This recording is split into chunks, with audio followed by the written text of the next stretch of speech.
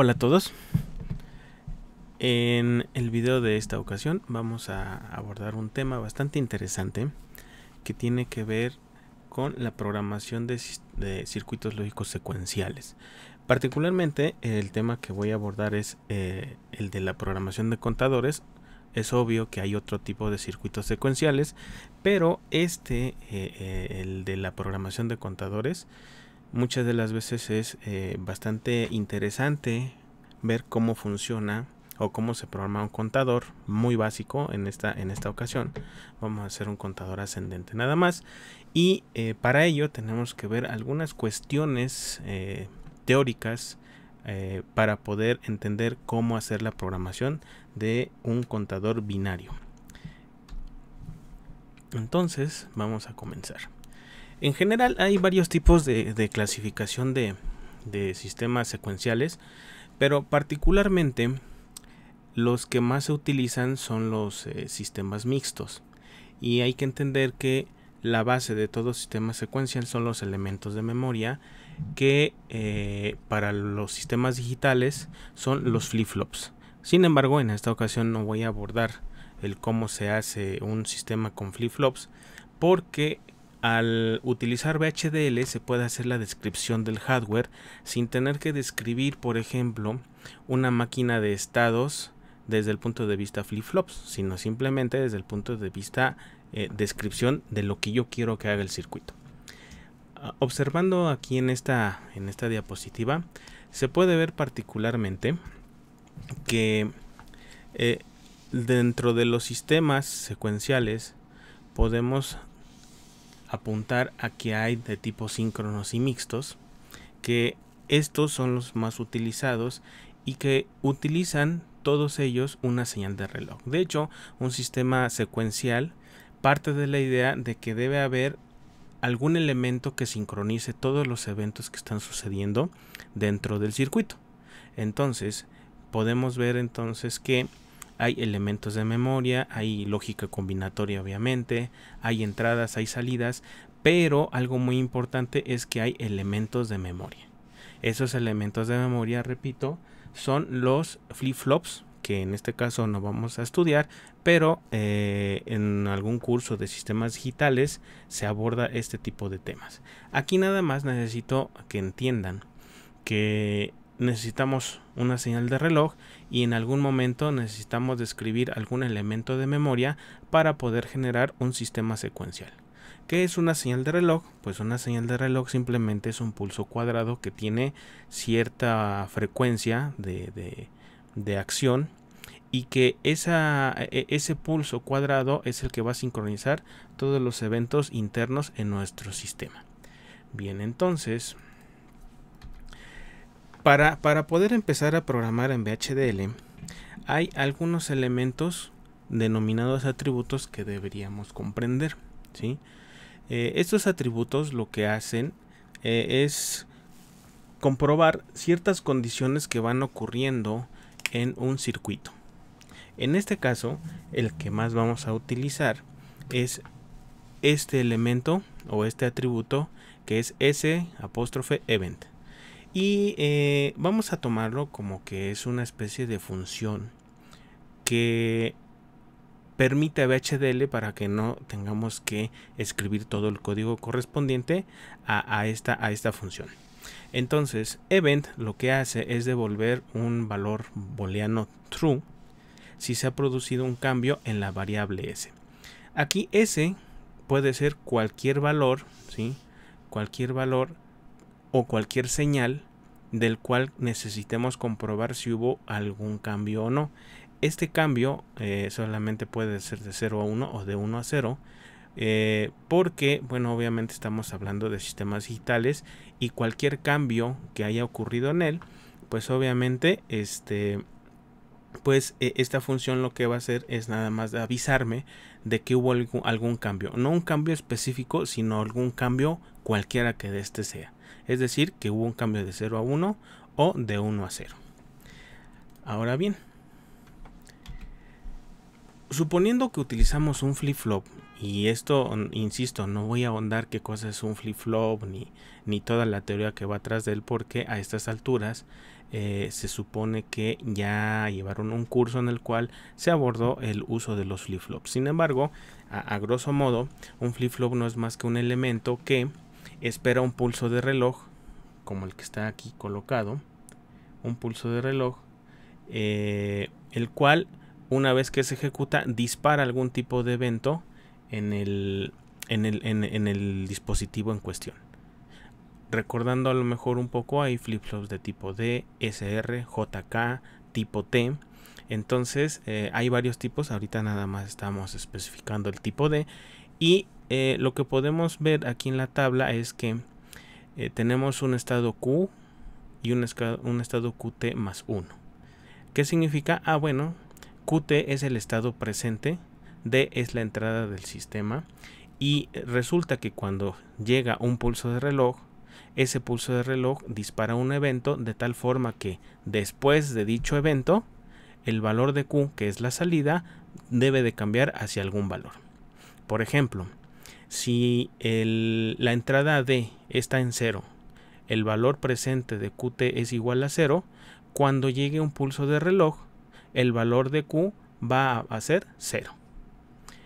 Otro ejemplo, y bueno, voy a mencionar todos los ejemplos, suponiendo que D vale 0 y que QT vale 1, cuando llegue un pulso de reloj, ese pulso de reloj va a generar que la salida QT se vuelva 0.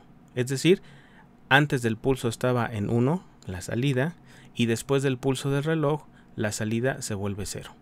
Así es como sale una tabla de verdad o una tabla de transiciones de un flip-flop. Bueno, pero lo interesante a lo mejor no es tanto la tabla de verdad, sino cómo lo llevamos hacia un sistema descrito en VHDL. Pero para ello, antes de explicar lo que está aquí en el ejemplo número 1, debemos de entender que un pulso de reloj no es más que una señal cuadrada. Y entonces voy a intentar hacer aquí un dibujo en el cual podemos tener un pulso así cuadrado,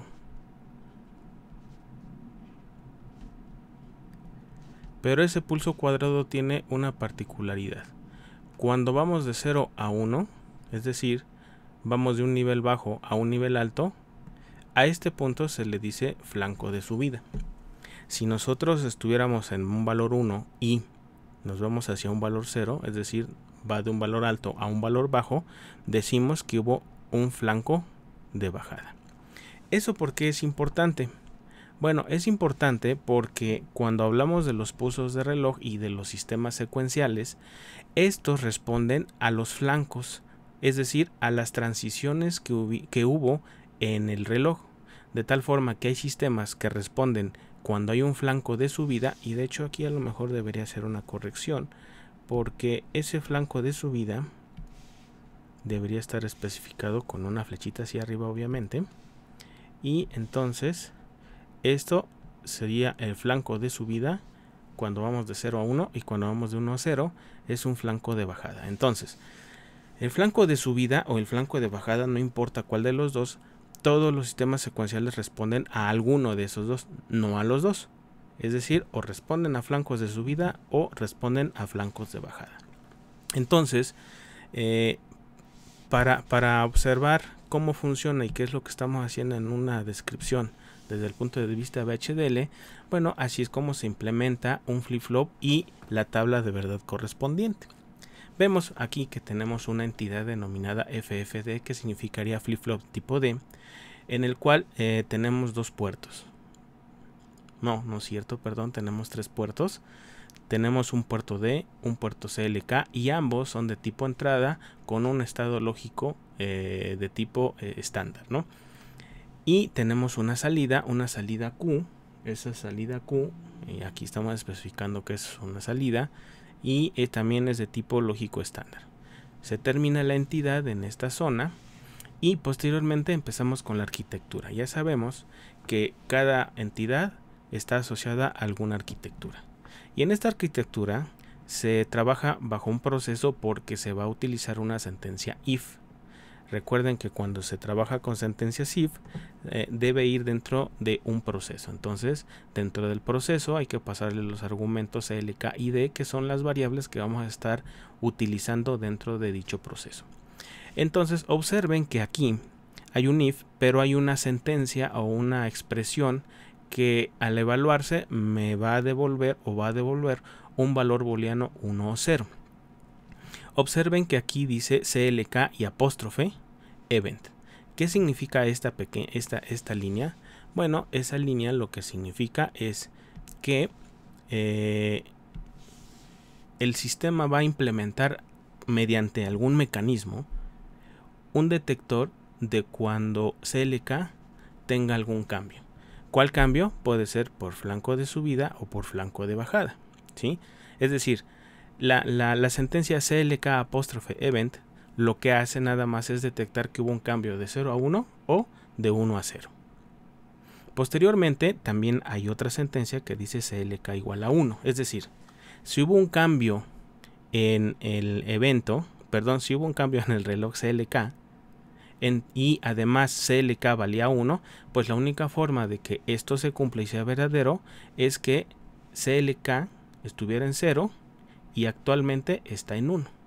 Es decir, hizo una transición de 0 a 1. Por lo tanto, esta sentencia lo que está haciendo es detectar un flanco de subida, ¿sí? Y entonces, ya una vez que se cumple esta condición, entonces el valor de Q va a ser lo que valga D. Y de hecho pueden ver aquí en esta tabla de verdad que las dos columnas, tanto D como Q T más 1, tienen el mismo valor. Por eso es que se está implementando esta ecuación. Se termina la sentencia if, se termina el proceso y se termina la arquitectura. Y observen entonces que la forma de implementar un reloj o la detección de un reloj para que vaya sincronizando los eventos dentro de un programa en VHDL se tiene que hacer mediante este tipo de sentencias if, en el cual se compruebe que hubo algún cambio en el valor de CLK, es decir, el reloj, aunque el nombre es alusivo, ¿no? Se puede utilizar cualquier otro nombre, se puede utilizar cualquier otra señal que necesitamos comprobar si tuvo un cambio o no, pero particularmente para los relojes o para los sistemas que están sincronizados mediante reloj, se utiliza este binomio, es decir, detectar si hubo un cambio y detectar cuál cambio fue. El cambio se detecta con event y la condición de flanco de subida o flanco de bajada se estipula con el CLK igual a 1 o igual a 0. Cuando se cumple esta sentencia ya podemos definir por cuál tipo de flanco está trabajando el sistema. Pero hay también algunas otras formas, a lo mejor un poco más sencillas, de cómo trabajar con estas detecciones. Hice nada más un zoom de este cuadrito para que observemos cuáles son las equivalencias y cuáles son las funciones que podemos utilizar en vez de generar toda la sentencia como lo estamos viendo aquí, usar solamente una función que ya incluye todas las condicionantes para ver o para observar si el flanco de sincronía o del reloj fue por bajada o por subida. Tenemos la función Rising Edge y como argumento se colocaría la señal o variable que queremos estar comprobando. Insisto, aquí le llamamos CLK, pero puede ser cualquier otra señal. ¿Qué significa Rising Edge? Bueno, internamente lo que hace es verificar que hubo un cambio en CLK, que CLK vale 1 en este momento y que el último valor conocido de CLK era 0. Entonces, esto es lo que hace Rising Edge. Si utilizamos Falling Edge, lo que hace es detectar si hubo un flanco o un cambio, si CLK vale 0 y si el último valor conocido CLK valía 1. En ambos casos, tanto Rising Edge como Falling Edge, lo que hace simplemente es detectar el flanco de subida y el flanco de bajada respectivamente. Ya es cuestión de gusto, se puede utilizar la función completa Rising Edge o Falling Edge, o si alguien quiere escribir toda la sentencia dentro del if para ir comprobando que hubo algún cambio en esa señal también es válido. Bien, ahora, independientemente de cómo vamos detectando lo de los relojes, también es importante conocer qué cosa es un contador, ¿sí? Y entonces, un contador no es más que un sistema secuencial que tiene n número de bits, ¿sí?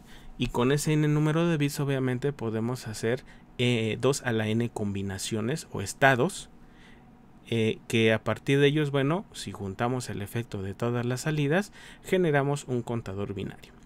En otros lugares o en otros textos van a encontrar que un contador binario también puede hacerse referencia a él como un divisor de frecuencia. Y de hecho lo vamos a ver en este diagrama de tiempos. En este diagrama de tiempos pueden observar que tenemos una señal CLK precisamente. Es una señal de sincronía que tiene un periodo T, vamos a llamarlo así. Ahí tenemos un periodo T. ¿Qué cosa es un periodo? Ah, bueno, el tiempo que se tarda en volver a repetirse una señal periódica.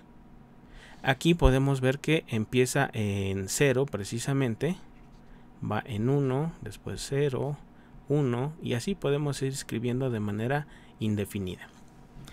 Esa señal de sincronía lo que debe ejercer sobre un contador no es más que agregarse como una señal de reloj a un flip-flop, porque cabe sea de paso, los contadores en su estructura más básica o en su construcción más básica se generan a través de flip-flops. Y acabamos de observar que los flip-flops, y de hecho se utilizan mucho los tipo D, necesitan una entrada, una salida y un pulso de reloj, y que el pulso de reloj lo que hace es activar precisamente esos eventos de cambio en la salida correspondiente, ¿sí? Entonces, observen aquí un detalle. Es cierto que CLK va cambiando de 0 a 1 a 0, 1, 0, 1, así de forma indefinida, pero si observamos en la señal Q, esta señal Q empieza con un 1, vamos a ponerlo aquí como tal, 1, después va un 0, después va un 1, después va un 0, ¿no? Y así podemos seguirnos hasta el infinito y más allá, viendo cómo son las transiciones de Q0. Pero si nos vamos a Q1 y empezamos a partir de este punto, entonces pueden ver que aquí tenemos 0, 0. No, aquí hay un error, permítanme un momento de corregirlo, porque esto no es así. Ahí me fui con la finta de la señal de arriba, pero en un instante lo corregimos. Aquí estaríamos en 0, ahora sí 1, 1, 0, 0, 1, 1, 0, 0, y así nos las podríamos llevar de manera indefinida. Aquí voy a continuar con la secuencia de unos y ceros, y si nos vamos a la señal Q2, pueden observar que aquí tenemos 0, 0, 0, y de ahí tenemos unos, y después tendríamos 4 ceros, y después tendríamos 4 unos. Observen cómo cada una de las señales, conforme vamos avanzando en las salidas de un contador, se va duplicando el tiempo del periodo de la señal respectiva. Si nos vamos incluso hasta Q3, aquí podemos ver 0, 0, que aquí hay un 0, 0, 0, 0, 0. Aquí tendríamos 1, 1, 1, 1, 1, 1, 1, 1. Y así nos las podríamos llevar. Entonces, desde el punto de vista sistemas digitales, cuando hablamos de un Q0, estamos hablando que estamos dentro del bit, o estamos en el bit menos significativo. Y cuando estamos en Q3, estamos hablando que esto es el bit más significativo. MSB. ¿Sí? Entonces, siempre el bit menos significativo es el que tiene mayor cambio, y de hecho lo podemos ver aquí. Si hablamos de las salidas que son del Q0 al Q3, entonces observen que la señal Q1 va cambiando de 1, 0, 1, 0, 1, 0, pero si nos vamos a la siguiente, es decir, a Q1, que estaría a la izquierda de Q0, siempre cualquier dato o cualquier bit que esté hacia la izquierda de otro resulta ser más significativo que el que está a la derecha. Entonces aquí también podemos observar que empezamos con 1, 1, 0, 0, 1, 1, 0, 0, ¿sí? Y después si nos vamos hacia Q2, aquí habría una repetición de 4 unos, 4 ceros, 4 unos y así sucesivamente. Y finalmente para Q3 tendríamos seguramente 8 ceros, 8 unos y así nos las podríamos llevar al infinito, si es que esta cuenta fuera precisamente infinita. También podemos ver entonces que si leemos las columnas, ¿sí? Podrían leer ustedes cada columna. Aquí tenemos una columna. De hecho, las divisiones están hechas por estas pequeñas líneas que tenemos aquí. Están colocadas precisamente para que ustedes vean cómo están formados. De hecho, si vamos considerando y leemos de arriba para abajo, porque el bit menos significativo está en la primera fila, entonces aquí tendríamos un 1, aquí tendríamos un 2, aquí tendríamos un 3, aquí tendríamos un 4, un 5 y así sucesivamente hasta llegar a todas las salidas en 1, y eso ustedes bien saben que cuando todos son unos, esto es el número 15. Obviamente me hace falta el 000 del inicio, pero bueno, pueden ver que hay una progresión en cuanto a la cuenta binaria que se va llevando con un sistema o con un contador que es de 4 bits. Recuerden que la cuenta va a ir desde 0 hasta 2 a la n menos 1, donde n es el número de bits del contador. Por eso es que aquí vamos a contar desde 0 hasta 2 a la n menos 1, eso daría un número 15. Bien, con esta explicación entonces ya podríamos avanzar hacia la parte de cómo se programa un contador ascendente, y quiero que observen aquí algunos elementos adicionales que debemos tomar en cuenta. Hasta el momento solamente habíamos trabajado con esta librería, la stdlogic 1164. Sin embargo, ahora se debe agregar un par de librerías para poder trabajar de manera correcta con la descripción de lo que tiene que hacer mi sistema. Si queremos tener un contador de 4 bits, pues bueno, aquí podríamos poner cont como nombre de la entidad. Tendríamos dos tipos de puerto, uno de entrada y otro de salida. Este tipo de puerto, el buffer, no lo han trabajado hasta el momento, es decir, solamente han utilizado puertos de tipo entrada o puertos de tipo salida, pero no han trabajado puertos de tipo buffer, y de hecho hay otro tipo de puerto o de modo de puerto que sería el in-out, ¿sí? Que hasta el momento no se ha trabajado, pero bueno, les explico a grosso modo qué es lo que tiene o para qué sirve el buffer. El buffer en este caso sirve para poder implementar un bit o un puerto que pueda leerse y escribirse. A diferencia de los puertos de entrada que solamente se pueden leer, o los puertos de salida que solamente se pueden escribir, pues obviamente el buffer y el in-out sirven para que un puerto o un bit pueda ser tanto de entrada como de salida. Y aquí lo que se está trabajando es un vector precisamente que va desde 3 hasta 0. Es decir, estamos generando un arreglo de 4 bits para que lleve la cuenta binaria correspondiente. Empezamos con la arquitectura correspondiente. Tenemos un proceso CLK. En ese proceso CLK vamos a utilizar solamente la señal de reloj. Y observen que aquí se está utilizando digamos la forma larga de cómo estar detectando el flanco de transición del reloj. En este caso es un flanco de bajada. ¿Y qué es lo que se hace? Pues simplemente se toma el valor que tenga Q y se le suma 1 y se vuelve a regresar el valor a Q. Por eso es que era necesario utilizar un buffer. ¿Para qué? Pues para que se pueda leer el puerto, sumarle un 1 y regresar el resultado nuevamente al puerto Q. Con eso se termina el proceso, se termina el if, el proceso y la arquitectura completa. Pues bien, esto sería así la explicación de cómo programar un contador ascendente en VHDL, y vamos a continuar con la escritura del programa correspondiente.